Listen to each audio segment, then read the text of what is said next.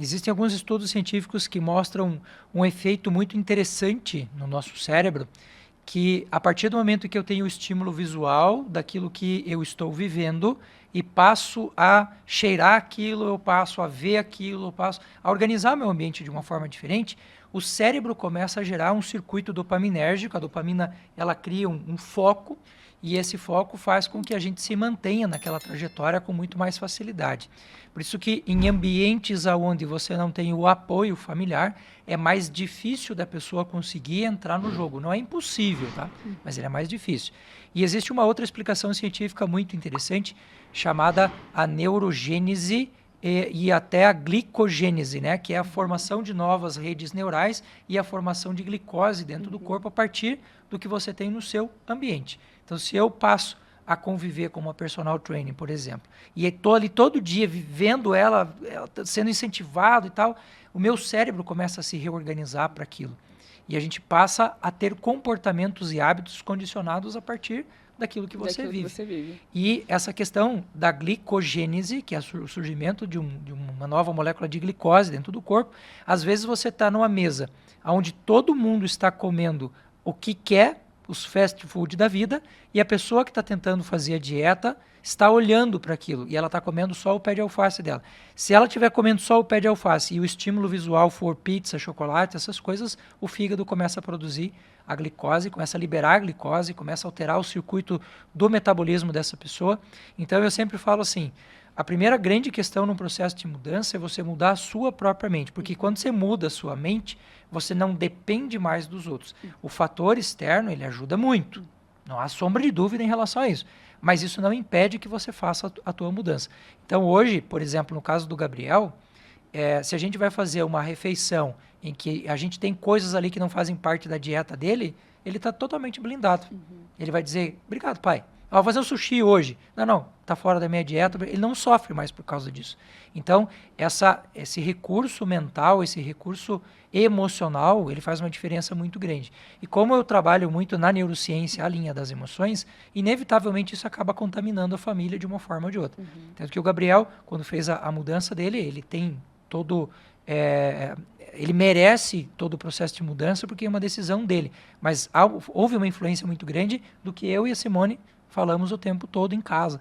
E a própria mudança, quando começa um dentro de casa a fazer a mudança, os outros começam a ficar incomodados. É a coisa do chamado teto de vidro, né? Quando você começa a ficar brilhando, não demora muito, você não tem que convencer, porque isso é uma coisa que acontece muito. A pessoa está mudando dentro de casa e ela quer forçar o marido a mudar, forçar o filho a mudar, e eles não querem, eles não estão preparados naquele momento. Mas a hora que aquela pessoa começa a brilhar, ela começa a incomodar os outros. Porque não vai demorar muito, as pessoas vão começar a te perguntar, o que você está fazendo, hein? O que acontece no teu Instagram? A quantidade de gente que passa a mensagem, que dieta que você está fazendo? Quer dizer, a pessoa, ela viu, ela se impressionou e ela quer seguir o mesmo passo. Então, muitas vezes a gente tem que fortalecer a mente, que foi o que a gente fez, fortalece a mente e aí o corpo corresponde meio que no automático àquela mudança de comportamento. Sem sofrimento. Sem sofrimento, que é mais interessante. Mas qual que foi o ponto-chave, assim, da mudança, para você? Saúde. Foi um processo de saúde. Foi processo de saúde. A gente teve alguns familiares que sofreram alguns problemas de câncer, principalmente. 3 familiares bem próximos da gente. E logo depois veio a pandemia, que a gente notou que quem estava com a imunidade em baixa, quem tinha algum problema de saúde, foram as pessoas mais prejudicadas, né? Isso só intensificou mais a vontade da nossa mudança e colocou mais força, né, mais energia para que isso realmente acontecesse. Então, foi essa questão de saúde mesmo, de a gente buscar longevidade, de a gente viver longe de remédios, né, e ter uma vida saudável. E nada melhor do que você alinhar a alimentação, que é o seu próprio remédio natural, e junto com a atividade física que você está colocando o teu corpo em movimento. Porque o nosso corpo é um ser primitivo, ele precisa de movimento. E muita gente acaba deixando isso de lado, né? Vive no sedentarismo, infelizmente. Então, eu acho que esse é o nosso intuito, de motivar as pessoas, e motivar você que está aí sentado, que realmente pensa 2, 3 vezes antes de se levanta, vai. Que não tem como não gostar do processo, não tem como não se apaixonar pelo processo. Depois que você começa a ver o resultado, é muito bom, é muito bom. E até é interessante sobre o que o Júlio falou, sobre o blindar a mente, né? Eu até brinco que quando eu viajo com os meus amigos, eu falo, gente, seguinte, domingo a gente vai caminhar, a gente vai correr, a gente vai fazer algum exercício juntos, né? Porque é justamente até um automático que não consigo pensar em uma vida sem exercício. É como se... quando alguém fala assim, não faço nada, eu falo, como é possível? Como você sobrevive? Como você consegue Como você arrumar consegue? desculpa para tanto? Sim, arrumar... mas é sempre a questão do tempo, né? Eu falo, gente, hoje a gente tem treinos de 4, 10 minutos que dão resultados. Sim. Então, essa não é a desculpa, não é o caminho, né? E, ô Júlio, e que assim, você também daria de dicas pros maridos aí, né?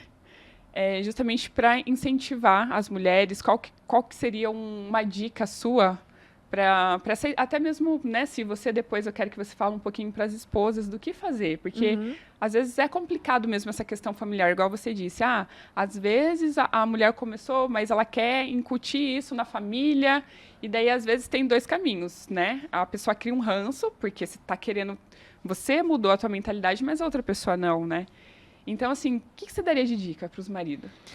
Eu sempre costumo falar assim, que as pessoas elas estão em estágios de evolução diferentes, e eu gosto de usar como exemplo, assim, imagine que você está subindo uma montanha e você tem na base da montanha um vale, e na medida que você vai subindo nessa montanha, você vai vendo mais coisas desse ambiente, porque você está mais alto lá na montanha. Só que, às vezes, você não consegue ter a ideia, a visão que a outra pessoa tem, porque você não está no nível evolutivo dela. Então, quando uma pessoa está começando um processo de mudança física, mental, emocional, a gente não tem que fazer a pessoa ver o mundo pelos nossos olhos. Eu não entendo muita coisa. Então, eu me restringo a não falar sobre aquilo. Então, eu não entendo sobre aquilo, eu não vou falar. Agora, se é importante para outra pessoa, a gente precisa aprender a respeitar, porque o que ela está vendo lá do ponto evolutivo que ela está, não é o que eu estou vendo. Então, eu não posso balizar o meu mundo o mundo dela pelo que eu estou vendo. Então, muitas vezes os maridos não conseguem entender esse estágio evolutivo da pessoa. E aí começam a criar confusões, começam a criar barreiras, começam a criar restrições para que aquela pessoa não evolua. Porque, na prática, o que acontece no mundo, se você for olhar de uma forma bem simples? Você tem um monte de gente que é bola murcha. O que é a bola murcha? Aquele balãozinho que caiu e para ele é fácil justificar a vida que ele leva pelo comportamento que ele tem, de ficar mais no conforto, hoje está chovendo, hoje está frio e não sei o quê. E quando um balão desses, ele infla e ele sobe, a grande maioria das pessoas não quer que o seu balão suba ao nível do outro. Ele quer que aquele balão desça ao nível de onde ele está. E aí você começa a ter os entraves dentro das famílias, de um querendo criar confusão para o outro. Então, a gente tem uma regra dentro de casa que é assim: se você vai fazer alguma coisa que é ética, é justa e não afeta de nenhuma forma outra pessoa do ponto de vista negativo, pode mandar bala, vai. Às vezes a gente tem situações assim: hoje eu não quero treinar, hoje por algum motivo eu estou em casa, e a Simone diz, eu vou treinar. Eu poderia tranquilamente criar um empecilho, de dizer, você está me abandonando, que absurdo. Então a gente tem que começar a cortar um pouco essas dificuldades para que a outra pessoa possa caminhar também.